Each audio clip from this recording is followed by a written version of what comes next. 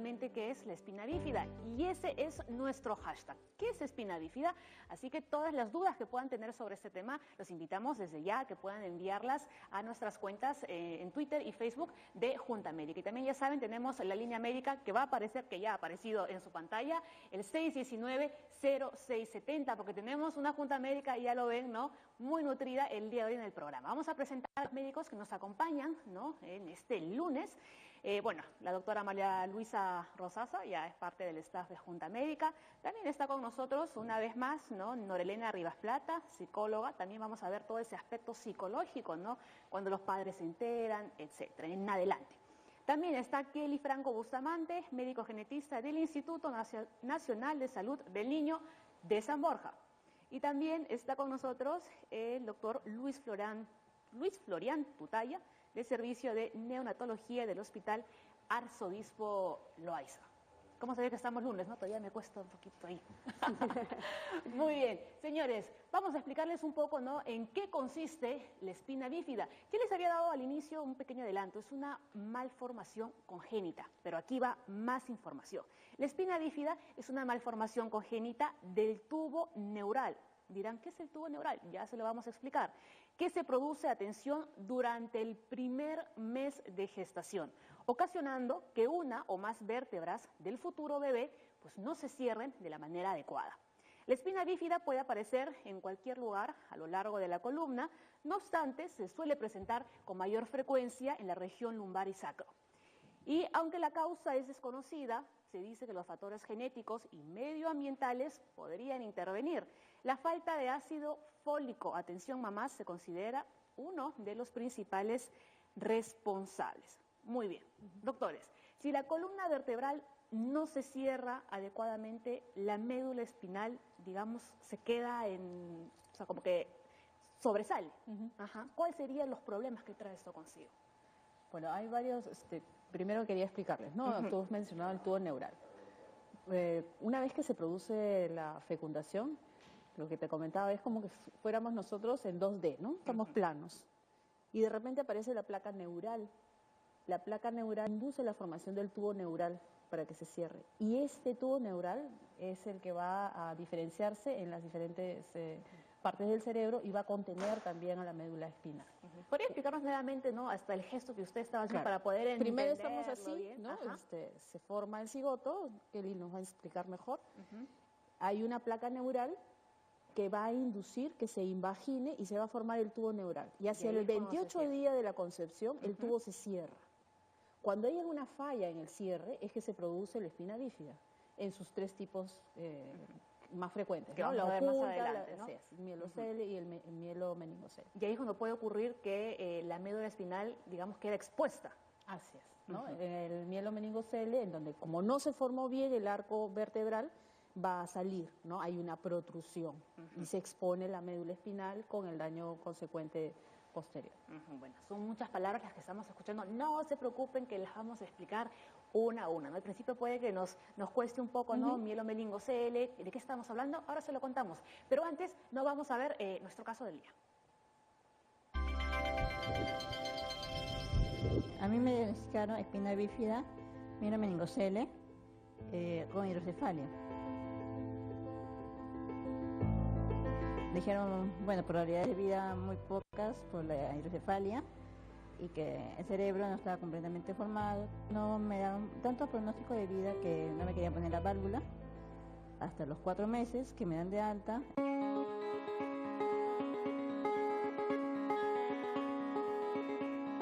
El líquido del cefalorraquídeo que se acumula en la cabeza, había encontrado un conducto, un desfogue. Entonces ya no se me presentó la necesidad de usar la válvula.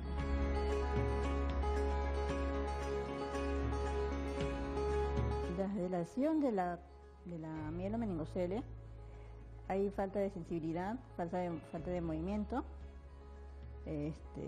falta de irrigación, ¿no? Por eso es que la mayoría de las personas no suelen caminar. En mi caso sí he logrado caminar con muletas, con apoyo de muletas y soportes en las piernas, ¿no? Desde los 4 años.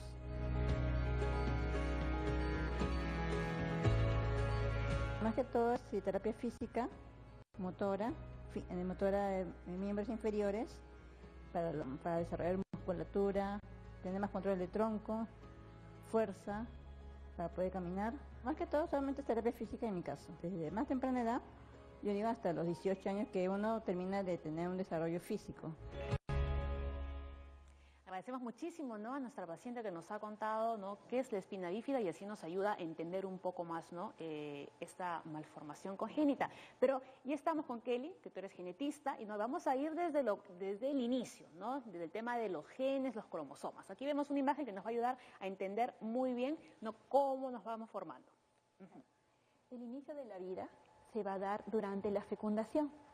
Esto quiere decir que se tiene que unir el óvulo con el espermatozoide. En este momento lo que va a pasar es que la primera célula va a tener 46 cromosomas y cerca de 25.000 genes. Pero esto también tiene que ver con el ambiente que se da. Entonces son estos tres factores importantes, ¿no? La carga del papá, la carga de la mamá y el ambiente en que se encuentre. Si todo sale bien, un niño sano.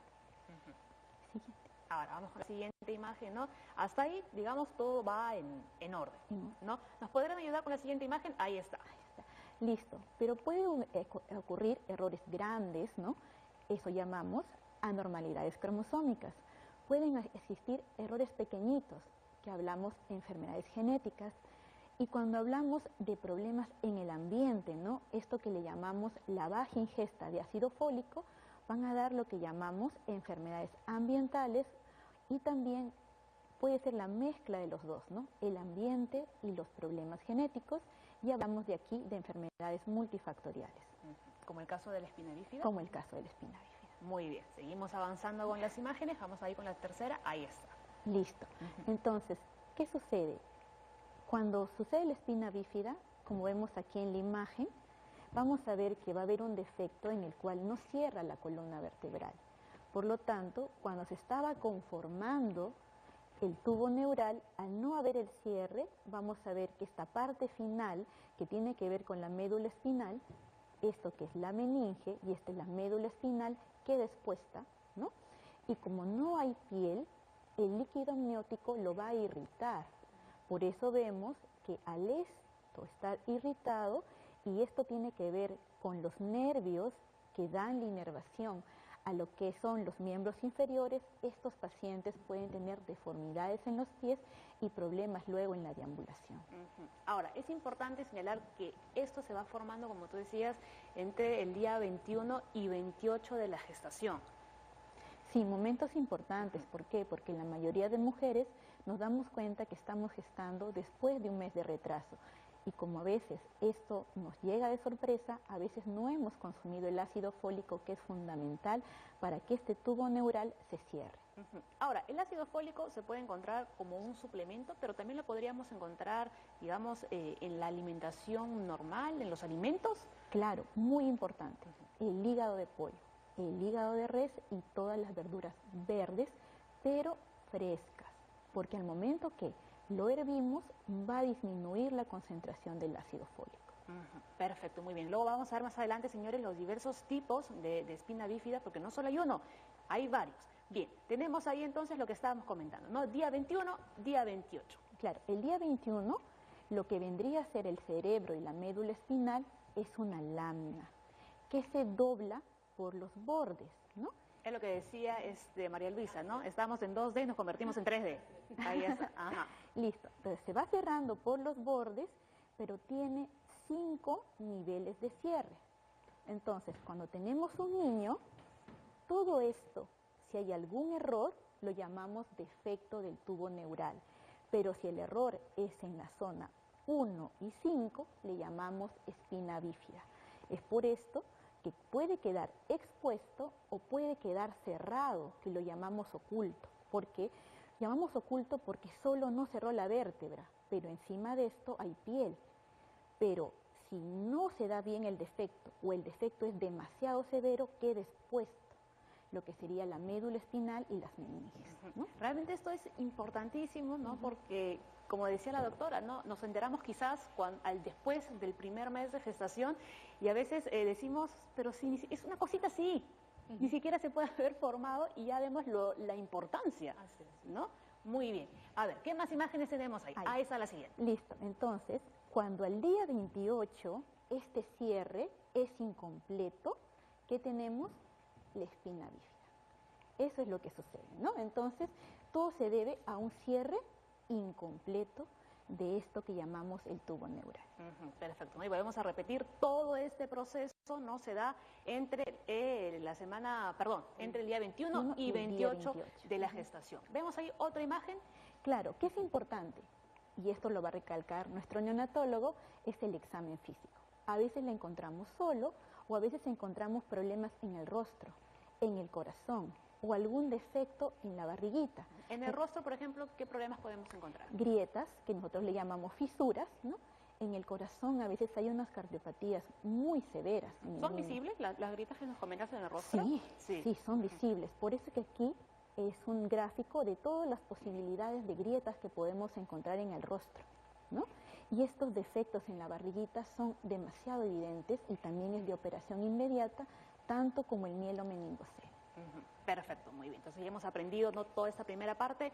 Vamos ahí con los factores maternos, ¿no? Antes de pasar al dato 1, vemos ahí déficit de folato, diabetes, obesidad, medicamentos, alcohol y estar expuestos a temperaturas altas.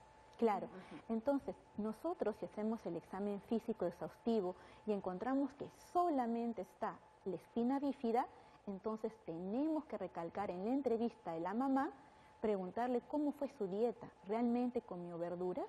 ¿No? O también vemos si esta mamá es diabética, es obesa, tomó algún medicamento que interfirió con que el ácido fólico sea asimilado, ¿no? ¿Hay algún medicamento que puede La ocasionar esto? carbamazepina, la fenitoína, ¿no? Los antiepilépticos, que parece que tiene que ver con que no se puede utilizar bien los folatos. O sea, al final regresamos otra vez al ¿no? folato. Muy bien. El alcohol y las temperaturas altas. ¿Por qué la temperatura alta tiene mucho que ver aquí? Aquí es que se ha visto, exactamente no se sabe el mecanismo, pero se ha visto mujeres con fiebre, con alguna infección durante el primer mes de embarazo o aquellas mujeres que han ido al sauna, les han encontrado que sus niños más adelante tuvieron mielomeningocele. Y mielomeningocele, señores, es, digamos, la espina bífida más severa que podemos encontrar, ¿no? Como les digo, vamos a ir viendo, ¿no?, los diversos tipos. Bien, Kelly, vamos con este dato, ¿no?, para digamos, poner en conclusión un poco todo lo que nos has estado contando. Vamos con el dato 1, ahí está, ¿no? La espina bífida puede provocar discapacidades físicas e intelectuales que van de leves a graves, ¿no? Y vamos con el siguiente dato. La gravedad depende del tamaño y la localización de la abertura en la columna o si parte de la médula espinal o los nervios están dañados. ¿Qué nos puedes comentar al respecto? Que te quedas ahí. Ok. A ver. Sí, la gravedad depende mucho del tamaño y la localización. Lógicamente, si es espina bífida oculta, estamos hablando que lo va a proteger la piel, ¿no? Por lo tanto, esta persona puede tener una deambulación adecuada, ¿no?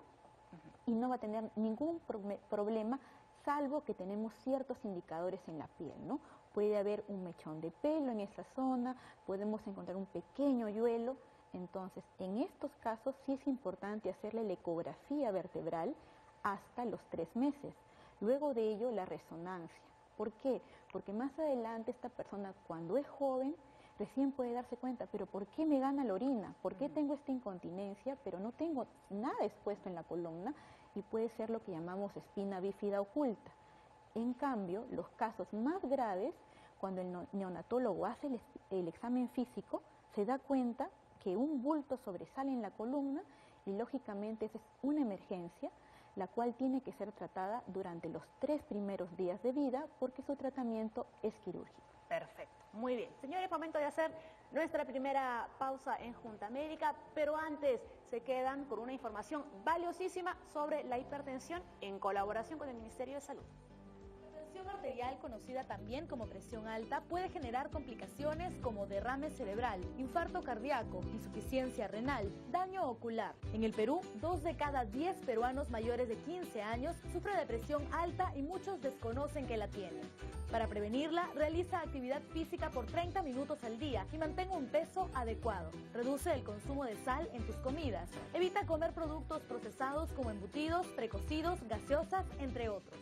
Disminuye el consumo de grasas de origen animal. Toma 2,5 litros de agua al día. Evita el tabaco y el alcohol. Consume 5 porciones de frutas y verduras. Acude al establecimiento de salud para medir tu presión arterial.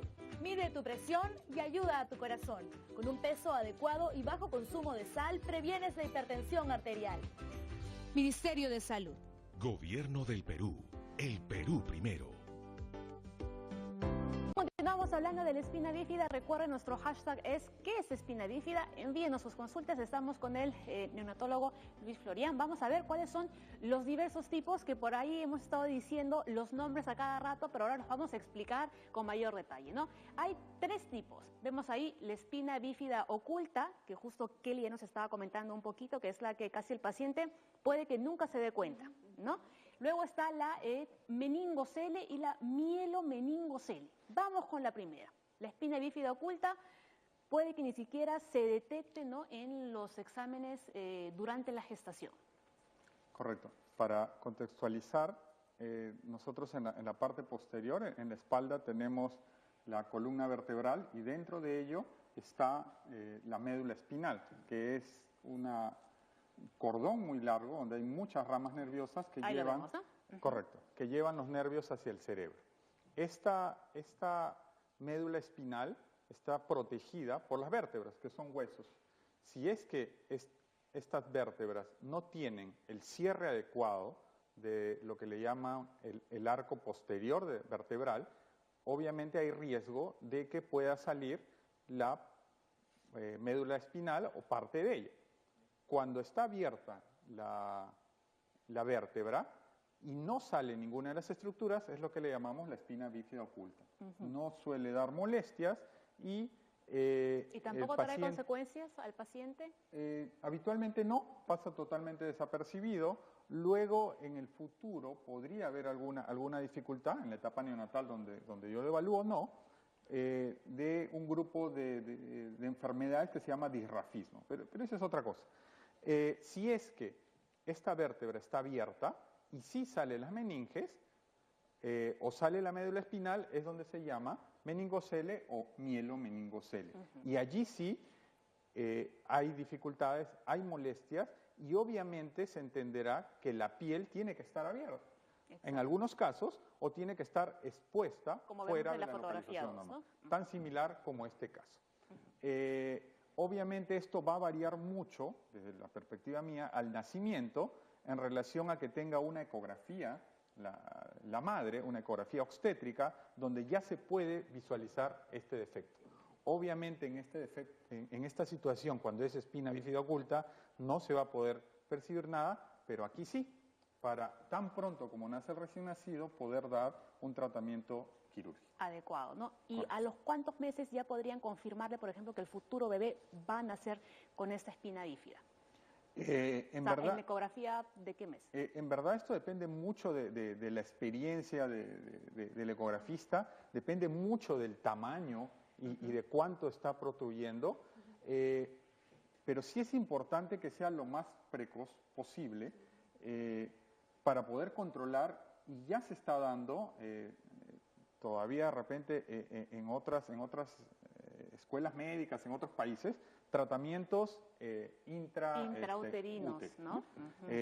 Acá todavía estamos recién comenzando en esto, pero eso ya permitiría, correcto, pero eso ya permitiría poder corregir este problema. Ahora, cuando los niños van a nacer con esta malformación genética, ya sea meningocele o mielomeningocele, digamos, sí va a traer consecuencias para su salud después del nacimiento. ¿no? Pero vamos por partes porque ahí, doctor, lo voy a dejar un momentito, porque sí quisiera que Nora nos aporte desde el aspecto psicológico, ¿no? Cuando los médicos le dicen a los padres, mire, su hijo va a nacer con esta malformación congénita, digamos, los papás, obviamente es una noticia que no se lo esperan, ¿no? ¿Cómo deben trabajar ellos, ¿no? Para que, digamos, puedan recibir a este bebé?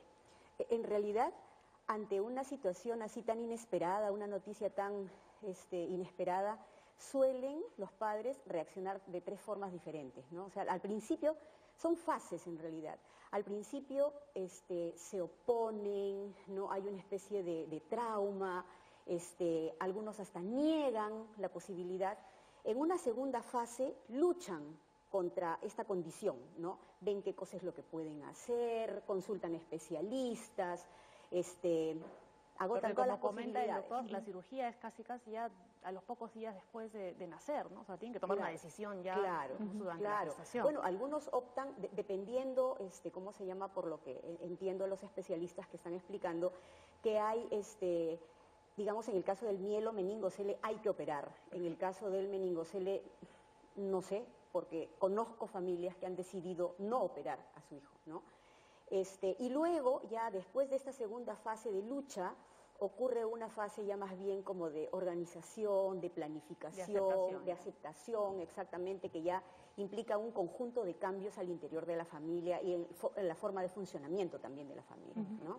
Sí. Perfecto, muy bien. ¿Algo que comentar, María Luisa?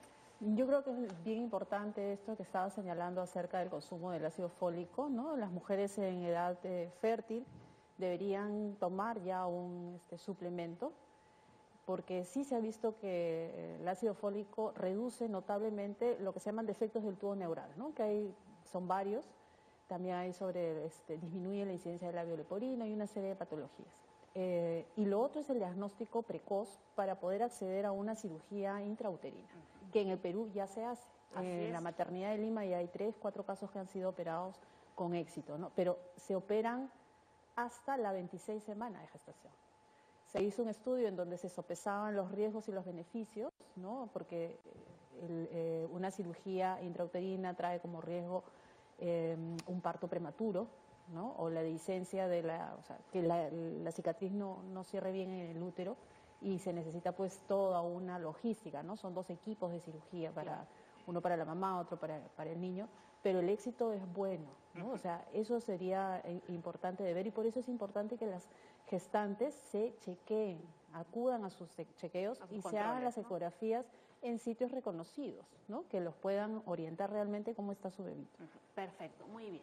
A ver, Luis, y ahora, ¿por qué se relaciona mucho, ¿no?, la espina bífida, estas 2 en concreto, las que son más severas, con la hidrocefalia? Claro, lo que pasa es que nosotros debemos entender que, como les comentaba, estas fibras nerviosas van hacia el cerebro y la zona por donde discurre todo lo que es el líquido cefalorraquídeo se comunica con la parte cerebral y esto puede condicionar que haya un incremento de la presión en la zona del líquido cefalorraquídeo, que como ustedes ven sería esta zona, y va a generar hidrocefalia. Incluso después de las operaciones, de las cirugías, cuando esta zona se cierra, muchas veces post-operación se presenta hidrocefalia. Así es, muy bien, ¿no? Kelly, ¿podrías comentar algo al respecto? Sí, claro. Justo como decía el doctor, este incremento de presión lo que hace es jalar un poco la parte baja del encéfalo, ¿no? Llámese así cerebelo, entonces obstruye el agujero por donde discurre el líquido cefalorraquídeo, entonces como obstruye empieza el líquido a acumularse, porque este líquido se produce todo el tiempo. Entonces como se obstruye acá, el líquido se acumula y entonces se da la hidrocefalia. Por eso la importancia, como dijo la doctora, de la cirugía fetal. Si nosotros lo cerramos a tiempo, ya no hay hidrocefalia en el recién nacido. Muy bien, y estamos comentando, ¿no?, todo el tiempo acerca de estas cirugías intrauterinas y como decía María Luisa y el resto de los doctores, aquí en Perú ya se están llevando a cabo esta clase de intervenciones. Si usted no las conocía, le invitamos a que preste muchísima atención.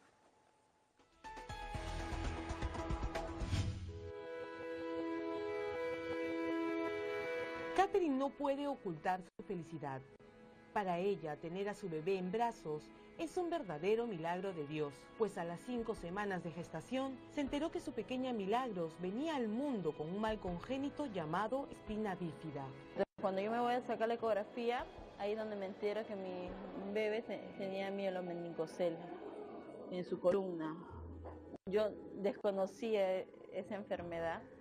Bueno, el doctor Ventura me da una buena confianza. Desde la primera vez que yo me puse en manos de él, me inspiró demasiada confianza.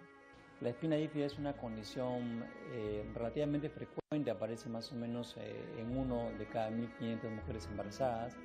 Y lo que ocurre es que hay un defecto de cierre de la columna vertebral. La columna vertebral que se empieza a formar desde las 4 o 6 semanas de vida intrauterina, pues no se cierra completamente, protruye por esa abertura parte de la médula espinal y esa médula espinal es expuesta al líquido amniótico. El líquido amniótico es un líquido muy importante para la salud del bebé, pero es muy irritante para ese tejido nervioso y conforme va progresando el embarazo se va dañando, de tal forma que cuando nace el bebé prácticamente las secuelas son irreparables. Es ahí donde ingresa lo que es cirugía intrauterina. Se le explicó que íbamos a operar a su bebé a través de ella, ¿no? Íbamos a hacer una incisión muy similar a la que se hace una cesárea, íbamos a exponer la columna de su bebé y luego venía el equipo especializado de neurocirujanos a hacer el cierre de ese defecto. El Instituto Materno Perinatal del MINSA se encuentra a la vanguardia de la medicina mundial. Viene realizando exitosas cirugías intrauterinas de alta complejidad u otras complicaciones durante la gestación. Otra historia es la que le tocó vivir a Delcy. Mientras estaba en la dulce espera, se enteró a la mitad de su embarazo que su bebé tenía una tumoración pulmonar. Al ser diagnosticado este mal congénito, el doctor Ventura intervino exitosamente. Nosotros identificamos que esa tumoración pulmonar estaba creciendo excesivamente, prácticamente ocupaba todo el pulmón del lado izquierdo y producía compresión del corazón. Gracias al CIS, mi bebé ha sido operado y ahora él se encuentra sano y se encuentra muy bien. Que ayuda a que los hospitales den el apoyo y brinden la solidaridad a las familias. Los expertos recomiendan a las gestantes nunca dejen de realizar sus ecografías entre las semanas 11 y 14 y a la mitad de la etapa de gestación para prevenir cualquier problema durante el alumbramiento.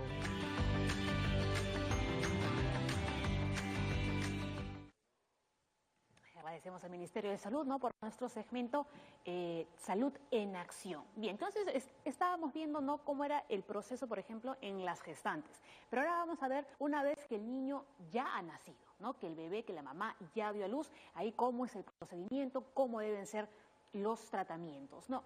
Luis, en el caso de que sea un mielomeningocele, ¿no?, que digamos es lo más severo, el bebé realmente va a necesitar de varias operaciones, no solo de una. Sí. Correcto.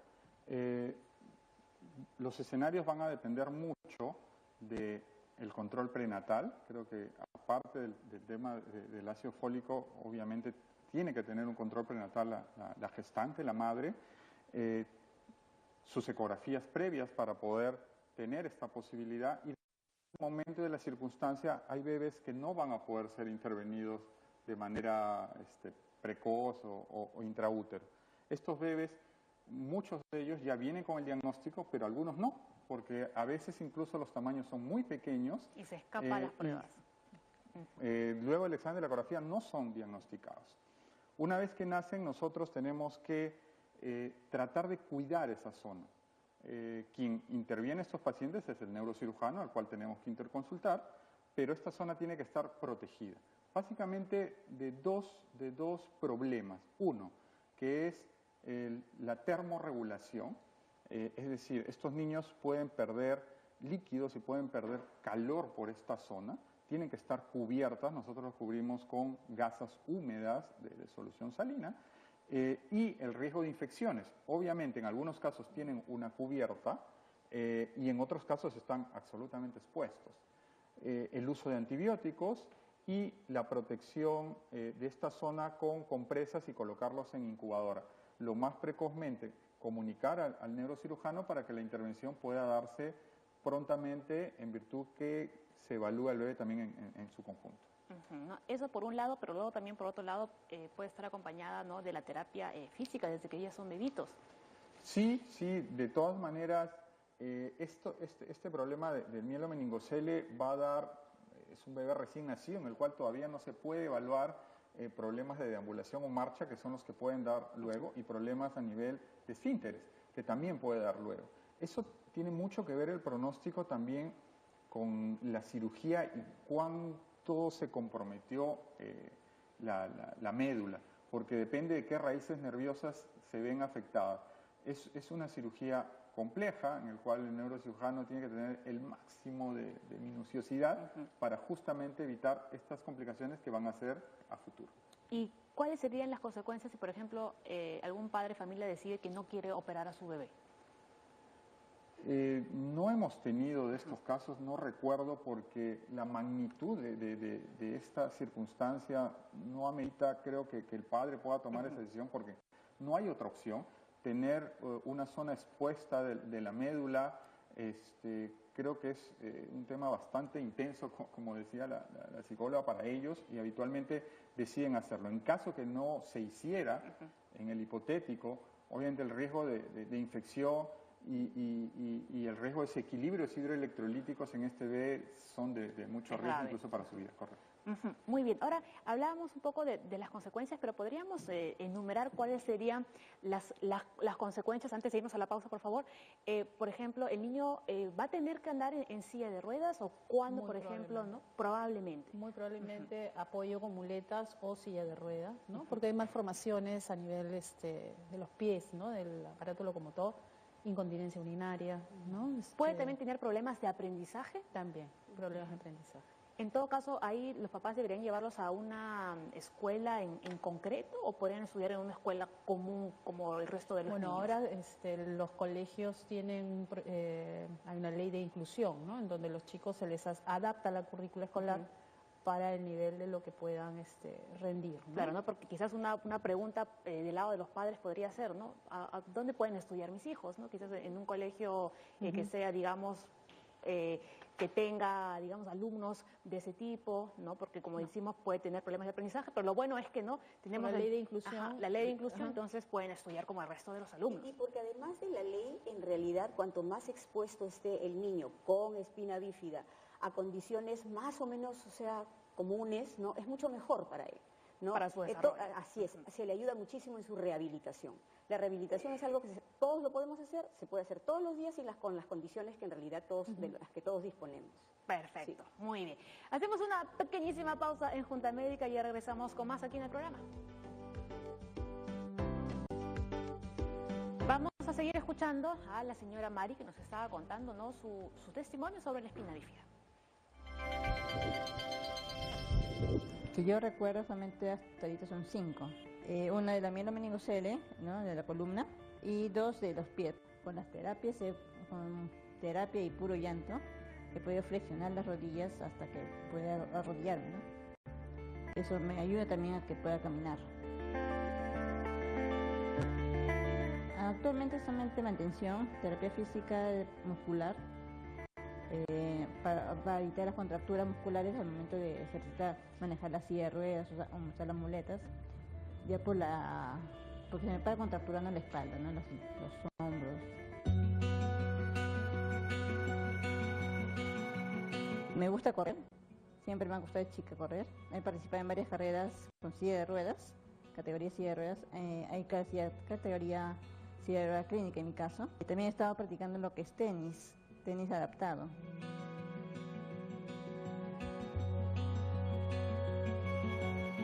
En cuanto a mensaje general a padres, es que escuchen a sus hijos. No piensen que lo que ellos deseen hacer sea un sueño, sino que también lo pueden lograr dentro de sus habilidades. Y a los chicos también que se pongan metas, nunca se pronostiquen algo corto ni que vivan el momento, sino se pongan metas a largo plazo, porque al ponerse metas a largo plazo se esfuerzan uno sin querer para conseguir esa meta. Claro que sí, ¿no? Y Mari justo es un ejemplo. Ella decía que hacía deporte, no adaptado, obviamente, ¿no? Pero sí se puede hacer. Una trome, Mari. Sí, ¿no? Decía tenis, hacía también, corría, ¿no? Junto con la silla de ruedas. O sea que digamos que los que tienen espina bífida sí pueden realizar una determinada serie de, digamos, de actividad física, ¿no? Pero lo que pasa es que aquí en este caso vemos a una persona que probablemente ha sido criada dentro de una familia en donde no la han mirado solo por su defecto, ¿no?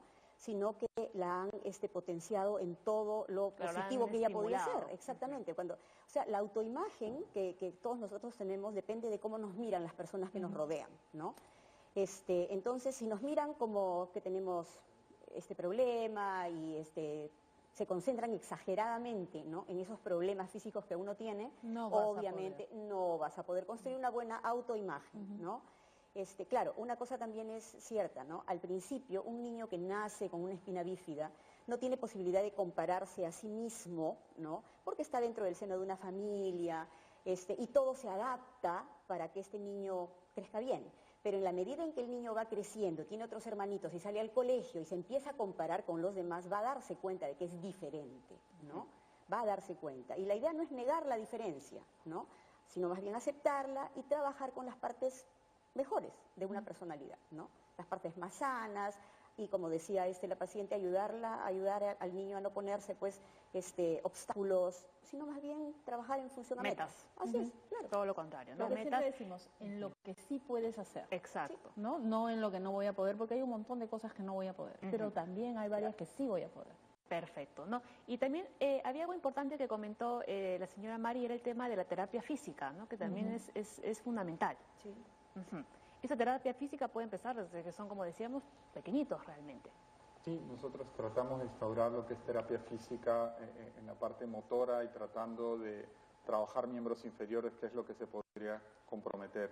De todas maneras, hago una rápida aclaración en el hecho de que no todos los defectos de espina bífida van a terminar con alguna limitación, porque eso también podría asustar. Muchos de ellos no requieren este tipo de tratamientos porque sí pueden caminar, porque por suerte son la menor cantidad, ¿no? Estábamos justo conversando que en la institución más o menos es 1 por cada 1000 nacimientos los que van a demandar algún tipo de tratamiento y podrían tener estas complicaciones, ¿no? De la mano es una buena noticia. Correcto. No alarmemos, ¿no?, a la población y que quizás no van a necesitar siempre una silla de ruedas y que no. Así es. Correcto. Muy bien. Tenemos una consulta de Rosemary, desde San Martín de Porres. Dice, tengo 31 años y al mes de nacida me colocaron una válvula. ¿Me la puedo operar nuevamente para cambiarla? Bueno, esa pregunta dependería de la evaluación del neurocirujano, ¿no? Entonces, ¿qué sucede? Cuando un niño nace con estos defectos, es manejado de una manera integral, ¿no? Como aquí está presente el neonatólogo, él es el primero en recibirlo, luego es evaluado por el neurocirujano, es operado durante las primeras 72 horas, o si no más adelante, de acuerdo al cuadro clínico que se presente, pero la paciente tiene que ir a los controles con el neurocirujano. Si no tiene síntomas de alarma, no debe ser operada, pero si los tuviera, su neurocirujano se lo va a recomendar en el momento y él va a manejar el problema. Muy bien, vamos con otra consulta, está en Facebook. Lisbeth dice, buenos días, mi hijo tiene 1 año, tiene espina bífida cerrada, a los 2 meses fue operado, también de médula anclada y lipoma. El neurocirujano me dijo que la médula se puede volver a anclar. ¿Cuáles son los signos o síntomas para saber si la médula se volvió a anclar y cuántas veces se puede volver a anclar? ¿Podemos explicar eso del anclar, que quizás no mucha gente, ni siquiera yo sé lo que significa? A ver.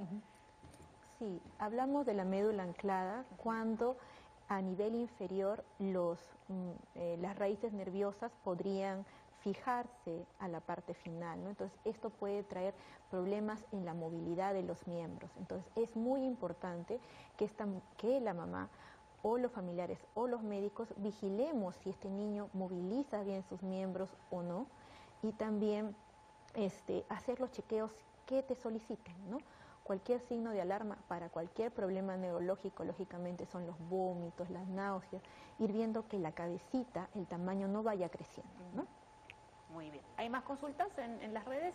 Vamos a seguir entonces con el tema. Vamos con el siguiente dato, a ver, para verlo en la pantalla y lo podamos comentar con los doctores, ¿no?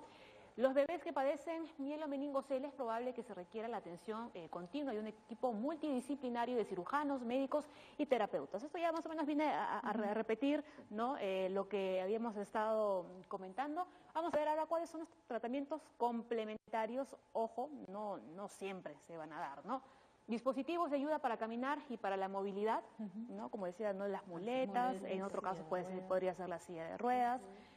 Control de intestinos y de la vejiga. No, esto es fundamental. ¿Por qué? Vamos a explicarlo. Como en la parte final de la médula espinal tiene que ver con lo que es la regulación de cómo se deben mover los intestinos y también cualquier víscera o cualquier órgano del aparato digestivo, tiene esta estimulación nerviosa. Entonces, lógicamente pueden haber problemas después de la alimentación, ¿no? Como por ejemplo estreñimiento, ¿no? Y también a nivel de la vejiga, como ya se había mencionado, la incontinencia urinaria, ¿no? Pero podría variar los cuadros clínicos. Muy bien, y ahí vemos el siguiente tratamiento, cirugía para hidrocefalia en el caso de que pueda suceder, ¿no? Que esté asociado a la espina bífida. ¿Esto a qué edad o cuándo se podría realizar esta cirugía para la hidrocefalia? Eso va a depender del tipo de lesión que tenga. Muchas veces se realiza tan pronto como nace. Si la hidrocefalia es severa, el problema es que el líquido cefalorraquídeo que está dentro de los ventrículos, como es muy severo, comprime el cerebro y eso puede generar daño y ahí habría que actuar. Pero muchas otras veces, posterior a la cirugía de mielomeningocele, recién se hace la intervención de la hidrocefalia. Va a depender mucho del escenario en que se encuentre. A veces no hay hidrocefalia y posterior a la cirugía se presenta como parte de la respuesta del organismo, pero muchas veces se nace con la hidrocefalia y se decide realizar ahí la intervención. Ahora, ¿qué posibilidades hay de que si una mamá durante su gestación, ¿no? el futuro bebé, tiene esa malformación, de que su siguiente embarazo también pueda nacer con espina bífida? Se ha visto estadísticamente que hay un riesgo asociado, ¿no? Del 4% adicional a que hubiera riesgo, y si tiene ya 2 hijos con espina bífida, el riesgo sube a 10% para el tercer bebé. Muy bien. ¿Y puede ser hereditaria esta enfermedad? Parece que ser que sí, ¿no, Kelly? Sí, parece que sí. Depende mucho si encontramos otros órganos comprometidos. Si es solito, respetamos el porcentaje que había mencionado mi colega, ¿no? Que sería el 4% en el siguiente embarazo y el 10% si ya hubieran 2 niños afectados. Muy bien. Que tenemos ya una última consulta antes de irnos a la pausa. Lisette dice, hola, mi hijita fue diagnosticada con espina bífida oculta a los 3 meses de nacida. Ella fue prematura, pues nació a las 33 semanas de gestación. Ha sido atendida por neurocirujanos pediátricos, pero hasta el momento no me explican si podría haber alguna complicación en su caso. A ver, ¿ustedes qué opinan al respecto? Sí, esa pregunta es muy interesante porque permite englobar un grupo de pacientes que son los más frecuentes, los que les comentaba, que no van a necesitar teóricamente nada y que tienen la espina bífida oculta. Es decir, tienen el defecto en el cierre de la vértebra, la piel está absolutamente indemne, no se ve nada externo, pero sí está la abertura en las vértebras. En muchos casos, la médula obviamente está en su sitio, no hay ningún problema, pero se puede producir algo que por ahí también preguntaron, lo de la médula anclada. Pueden haber internamente, cosa que no vemos, algunos signos neurológicos. ¿Qué cosa debemos hacer? Debemos examinar la zona, ¿no? Los neonatólogos examinamos mucho la zona y hay algo que las mamás nos preguntan siempre, que es el hoyuelo sacro o el hoyuelo sacrococcigio, que es un puntito en la zona sacra, en la zona baja de la espalda. Tenemos que evaluar esto, tenemos que evaluar sus dimensiones, no debe tener más de 0.5 milímetros, medio centímetro, y la distancia del anito a ese hoyuelo no debe ser mayor a 2.5, ¿correcto? Porque ya me estaría diciendo que eso está muy cerca a la zona vertebral medular donde hay más lesiones. Si nosotros vemos que no hay problema con este hoyuelo, también hay que ver que no haya otros estigmas, que son que haya mangiomas, lunares rojos, que haya zonas hipopigmentadas y los famosos vellitos. Los vellitos, sí, correcto. así es. Si nosotros vemos que este agujerito va en relación con ello, se recomienda, como comentó la doctora, hacer una ecografía, que en los niños menores de 3, 4, 5 meses, después ya no nos es muy útil, se va a poder visualizar este defecto. Si se logra visualizar el defecto, como parece que es el caso de la señora, quiere decir que hay la espina bífida oculta, necesitamos monitorizar clínicamente cómo está el movimiento de los miembros inferiores, posteriormente cómo se veía los esfínteres regulan tanto la orina como las deposiciones, un examen minucioso por el neurólogo, como dice la señora, por el neurocirujano. Como tiene 3 meses, probablemente le hayan dicho que hay que esperar. Claro. Hay que esperar la evolución para poder tomar una decisión, porque no se puede intervenir ni operar porque esa zona está cerrada. Me parece que ese es el caso, y si es que se logra ver algún compromiso o hay un estigma marcado, la resonancia magnética sería un complemento a la ecografía para que esta señora esté tranquila. Yo creo que va a tener un poquito que esperar, tener paciencia y no perder los controles, porque es fundamental. Perfecto, muy bien explicado.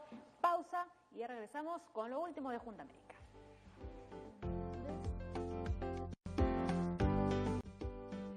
Muy bien, más consultas de las redes sociales para los doctores. A ver, vamos a ver cuáles son las preguntas. Migra dice, hola, fui diagnosticada con mutación. ¿Qué significa MTHFR?